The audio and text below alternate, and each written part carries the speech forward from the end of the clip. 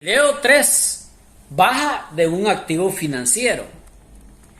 Observemos el principio general. Este expira el derecho a lo que se le denomina el activo financiero y hacemos la transferencia del activo. Es decir, cuando hacemos una transferencia sustancial de los riesgos y beneficios y la retención sustancial de los riesgos y beneficios, y cualquier transferencia de control se le va a dar de baja continua a nivel del balance. Para eso, ¿cuándo lo vamos a hacer? Cuando haya una o exista una transferencia sustancial de riesgos y beneficios y la retención sustancial con riesgos y beneficios se hace la transferencia y el control. Además, debemos de saber que va a haber una transferencia del activo y se transfiere el control a otra persona. A continuación se le debe dar de baja y lógicamente la presentación correspondiente a nivel de el estado financiero. Además debemos de tener presente que la baja se le va a dar y va a continuar a nivel de balance. A eso se le llama aplicación continua, es decir, ya no va a aparecer revelada en los estados financieros. Por lo tanto, podemos decir que también podemos darle de baja del pasivo financiero cuando se haya extinguido la obligación del contrato, haya sido pagada o cancelada o haya sido expirada. Por lo tanto, podemos obtener aquellas clasificaciones cuando la entidad cambie su modelo de negocio para la gestión de los activos financieros y los pasivos financieros no se pueden clasificar. Las clasificaciones quedarían de la siguiente manera: a costo amortizado, al valor razonable con cambio a resultados y el valor razonable a la fecha de reclasificación y cualquier diferencia a resultado. En cuanto a la reclasificación, el valor razonable con cambios en resultados a costo amortizado y el valor razonable en la fecha de reclasificación será el nuevo importe o valor en libros, determinación de una tasa efectiva. Por lo tanto, en cuanto a la reclasificación quedaría de la siguiente manera: costo amortizado, valor razonable con cambios en otro resultado integral, a valor razonable a la fecha de la reclasificación y cualquier diferencia en otro resultado integral. En cuanto al valor razonable con cambios en otro resultado integral y el costo amortizado, se va a eliminar del patrimonio lo reconocido hasta la fecha de reclasificación. El activo se va a medir como siempre se hubiera medido al costo amortizado. Y además debemos de tener presente que el activo continúa midiéndose a valor razonable. Y el activo, una vez midiéndose a valor razonable, se va a eliminar del patrimonio lo reconocido hasta la fecha de reclasificación y se registra directamente en resultado. Podemos concluir que los instrumentos financieros derivados su valor cambia en respuesta a los cambios en un determinado subyacente.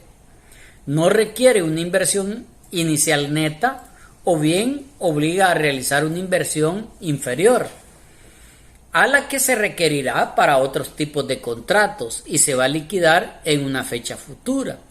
Entonces surge la pregunta: ¿para qué se utilizan los instrumentos financieros? ¿Cuál será su cobertura y cuál será su especulación? Los instrumentos financieros también van a operar en los tipos de mercado en que trance. Por ejemplo, puede ser en bolsa, fuera de bolsa. O también tengo los instrumentos financieros según el tipo de productos derivados más comunes, que quedarían como futuros, forward, swap u otras opciones. Los forwards, a medida no se trasladan en bolsa, generan garantías solo las que se acuerden entre ambas partes. Los forwards de moneda, compra-venta de divisas con entrega de estas en un plazo establecido en el contrato. entrega física y compensación, y los puntos forward o swaps. También tenemos los forward de moneda, que no es más que la determinación del tipo de cambio forward. Y otra cosa bien interesante es que en los forward de moneda estriba el tipo de cambio para medir su impacto a nivel de interés. Tenemos la divisa A, tenemos la divisa B, tipos de interés fijo y tipos de interés variable. Y tenemos los swap de tasa de interés, contratos financieros entre dos partes con intercambio de intereses y sin traspaso del principal.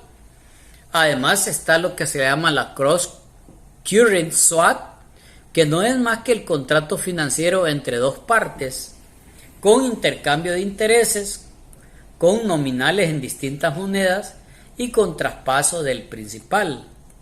Y tenemos instrumentos financieros con opciones, contratos que otorga al comprador el derecho de comprar o vender el activo subyacente.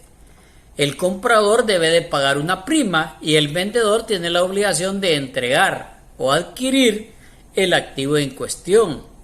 El precio de la operación debe quedar fijado al inicio de la transacción.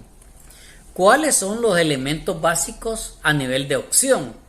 El emisor, el comprador, el precio de ejercicio, la prima y el activo subyacente. Además, debemos de saber los criterios de aplicación. Para ello hay que tener una buena clasificación al momento de la contratación. Es decir, un derivado debe ser clasificado en algunas de estas categorías: instrumentos derivados para negociación y instrumentos derivados para fines de cobertura contable. Además, debemos de tener el registro y la valoración, y todas las posiciones en derivados deben de ser reconocidos a nivel de los estados financieros a su valor razonable. Los activos cuando el valor razonable sea positivo y los pasivos cuando el valor razonable sea negativo. Respecto a los ajustes del valor razonable, en los derivados de negociación se reconocerá directamente como un ingreso o como un gasto. En los derivados de cobertura contable, el reconocimiento dependerá del tipo de cobertura. Además, debo de tener presente la contabilidad de cobertura. La cobertura financiera trata de reducir el riesgo, mientras que la cobertura contable trata de mejorar el registro contable de la cobertura financiera. Las coberturas contables, el objetivo es representar en los estados financieros el efecto de las actividades de gestión de riesgo. Permite reconocer los efectos compensatorios sobre pérdidas y ganancias de los cambios en los valores razonables o los flujos de caja del objeto de cobertura y de instrumento de cobertura. Las coberturas contables podemos mencionar que lo anterior implica que estamos frente a una asimetría contable, es decir, distinto criterio contable entre la parte cubierta y el instrumento de cobertura. Su aplicación debe ser voluntaria, pero deben de cumplirse ciertos requisitos. Veamos cuáles son esos requisitos de cobertura contable. Estos instrumentos de cobertura tienen que ver con el derivado, el excepto de algunas opciones emitidas, el instrumento financiero no derivado, y si se miden al valor razonable con cambios en el resultado con cierta salvedad. La contraparte debe ser un tercero. Mientras que existen las coberturas contables. Para ello son partidas cubiertas, activos o pasivos reconocidos, compromisos en firme no reconocidos, transacciones previstas altamente probables y la inversión neta en un negocio en el extranjero. La partida cubierta debe ser medible con fiabilidad. También tenemos las coberturas contables. Para ello se exigen criterios requeridos. La relación de la cobertura consta de un instrumento de cobertura y una partidas cubiertas elegibles. Al inicio de la relación de cobertura existe una designación y una documentación formal de la relación de la cobertura y del objetivo y de la estrategia de gestión de riesgo a nivel de la entidad para poder emprender, en este caso, de la cobertura. La relación de la cobertura debe de cumplir todos los requerimientos de eficacia. Las coberturas contables no debemos de olvidar que tiene que ver con los tipos de coberturas contables. Por ejemplo, la cobertura del valor razonable, que es una cobertura de la exposición a los cambios en el valor razonable de los activos, de los pasivos, y el reconocimiento y compromisos en firme, no reconocidos o de un componente de esas partidas, que puede atribuirse a un riesgo concreto y puede afectar el resultado del periodo. Además, tenemos coberturas contables, que se refiere al tratamiento contable de la cobertura del valor razonable. Los cambios en el valor razonable del instrumento de cobertura se va a reconocer inmediatamente en resultado. Cualquier ganancia o pérdida atribuible al riesgo cubierto se refleja ajustando el valor de la partida cubierta y este se ajusta también y se reconoce en resultado. También tenemos tipos de coberturas contables como cobertura de flujos de efectivo, que no es más que una cobertura de la exposición a la variación de los flujos de efectivo que se atribuye a un riesgo concreto que está asociado con un activo o con un pasivo reconocido o un componente de estos o a una transacción prevista altamente probable y que pueda ser afectada por el resultado del periodo. Además, debemos de saber que la cobertura de los flujos de caja, la parte efectiva del instrumento de cobertura, se va a reconocer a nivel del patrimonio y la parte inefectiva se lleva directamente a resultado si el instrumento de cobertura es un derivado según la naturaleza del instrumento. Por lo tanto, decimos que tenemos dentro de los tipos de cobertura la cobertura de inversión en un negocio en el extranjero, tal como lo define la NIC 21.